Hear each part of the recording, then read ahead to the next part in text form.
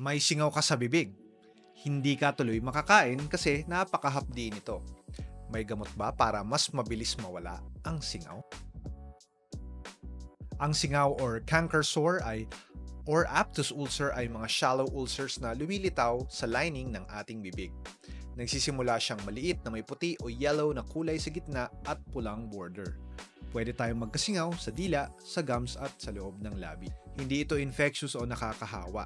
Maraming factors kung bakit nagkakasingaw. Pinaka-common ay trauma or injury sa bibig. For example, nakagat ang labi. Nakakadagdag din ng risk ng pagkakaroon ng singaw ang stress, mga acidic foods, pag-iinom ng pain relievers gaya ng ibuprofen, at mga braces o ill-fitting dentures. Kusang nawawala ang mga singaw within 2 weeks kahit na walang gamot.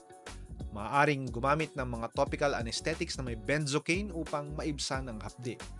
Encourage din ang paggamit ng mouth rinse na naglalaman ng hydrogen peroxide o chlorhexidine upang bumilis ang paggaling. Yung iba naglalagay ng asin diretso sa singaw upang mag-dry out ito pero napakasakit ito at lalong mai-irritate ang singaw. Pwedeng ihalo na lang ang asin sa tubig at gawin itong gargle para less ang irritation sa singaw. Kung more than 2 weeks na ang singaw mo or kakaiba ang itsura, for example may white patches or may nakakapang bukol o kulani sa leeg, ay magpatingin na sa inyong doktor dahil baka hindi na yan simpleng singaw lamang.